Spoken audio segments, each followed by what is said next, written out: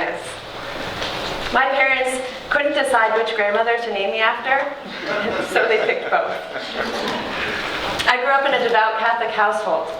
We went to Catholic school and church every Sunday, and it was a joke that when I became a nun, I wouldn't have to change my name, because Sister Mary Agnes has a nice ring to it. My mother, the nurse, taught me compassion, and my father, the professional Boy Scout, that's a real job. He taught me to serve my community. We would visit the nuns at the nursing home near our house. We had to eat everything on our plate because there were children starving in China. We gave up the things we loved for 40 days before Easter. And we couldn't see any movie that wasn't approved by the local Catholic newspaper. I remember badly wanting to see Interview with the Vampire, mostly because of Brad Pitt. But I couldn't, because it was given the rating of morally offensive. And I still haven't seen it. I was also raised to be a one-issue voter. And I turned 18 just in time for the 2000 election. And although I felt most aligned with one candidate, I voted for the other because I was taught that abortion was the most important issue, and we should vote on that above all else. And I was very hard on myself growing up, and I never felt like I was good enough. I remember someone telling me once that French kissing was a sin, and I started to cry. And they said, "Oh, honey, it's okay. If you did it, you can just confess to the priest." And I said, "Well, no, I haven't, but I was really looking forward to it." So that kind of purity was hard for me to live up to, and as a teenager, I felt full of guilt for my desires. And although I was hard on myself for my personal choices, I didn't give a whole lot of thought to where I was going in my life. I felt like I was just checking boxes. For example, I went to the college that gave me the most money. Check. I studied information technology because I saw it once on a list of jobs and it made the most money. Check. I met a guy and we got engaged. Check. And at 23, we had 2 incomes, 2 cars, and a house in the suburbs. Big check. So everything was going pretty great. My parents were happy. I think I'm happy.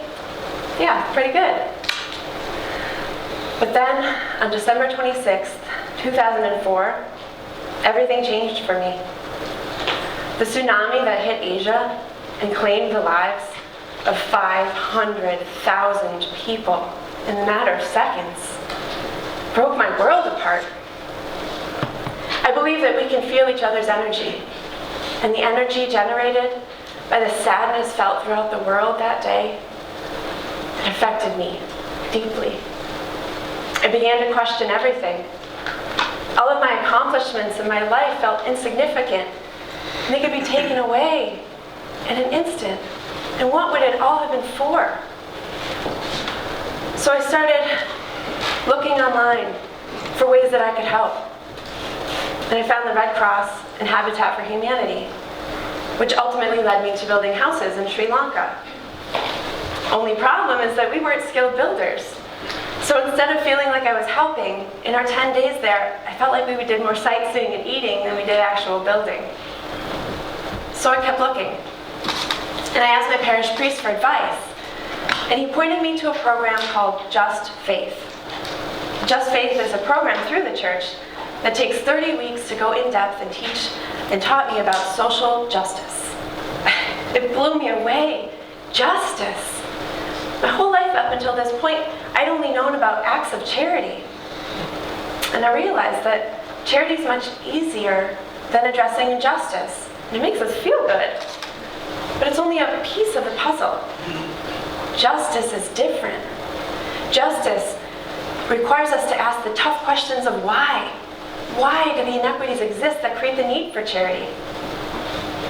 And justice can make us feel uncomfortable, defensive, even angry, as we're forced to question our way of thinking and our way of life. Charity doesn't really require us to change anything about ourselves or the way that we live.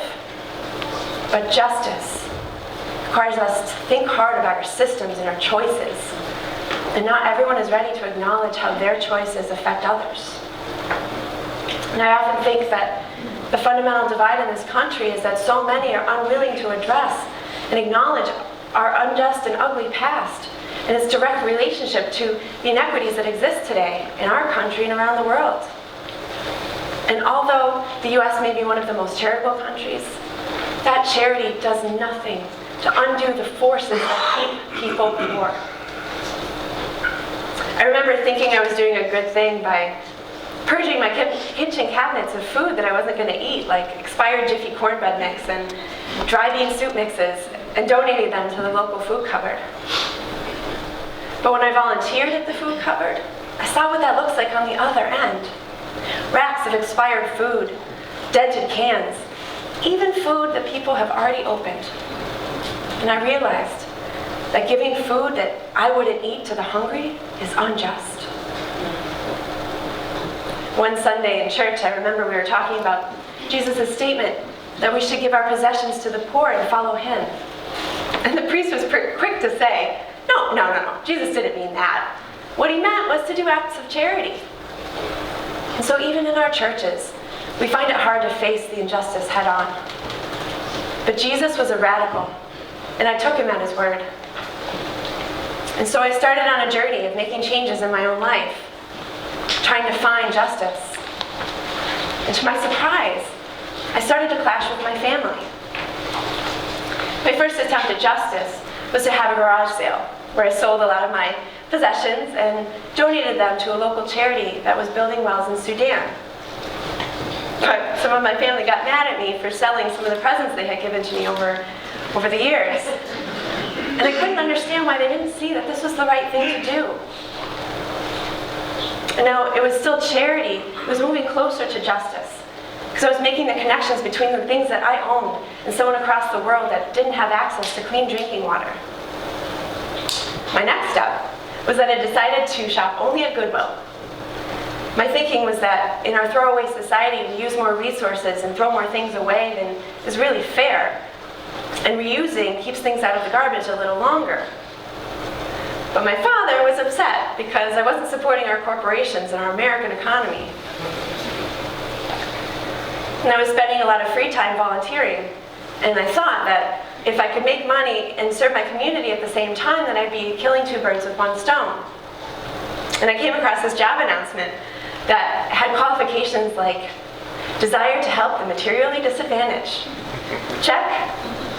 Flexible management style. Well, I've never done it, so I'm pretty flexible. And so I quit my high-paid IT job and went to work as assistant director at a local soup kitchen. And I'll admit, I went there with the idea that I was going to save the poor. But when I got there, the poor became my friends. And I realized that my role is not to save them, but it's to use my privilege to advocate for them and to help break down the barriers that are standing in the way of their success. To afford my drastic salary cut, I sold my house in the suburbs and moved into the city. And my mom especially, she was in love with my house. She could not understand why I would sell my beautiful contemporary house on a cul-de-sac overlooking the bay. And to some that may seem like a sacrifice. But to me, living in the city has been an amazing experience. It showed me what living in a community really looks like. And the relationships that I built with my neighbors have become strong assets. We help each other and we teach each other. I also decided to take a trip to Guatemala to visit a well that our church had built there. And I felt a strong pull to return and help. And so I cashed in my 401k against everyone's advice. I will say that the market crashed in 2008, just a few weeks later, so I think I made out there. And I went to work in Guatemala City, helping take care of children while their parents salvaged in the dangerous garbage dump. And there I learned the role of global politics in disrupting lives, disrupting culture, and deepening poverty.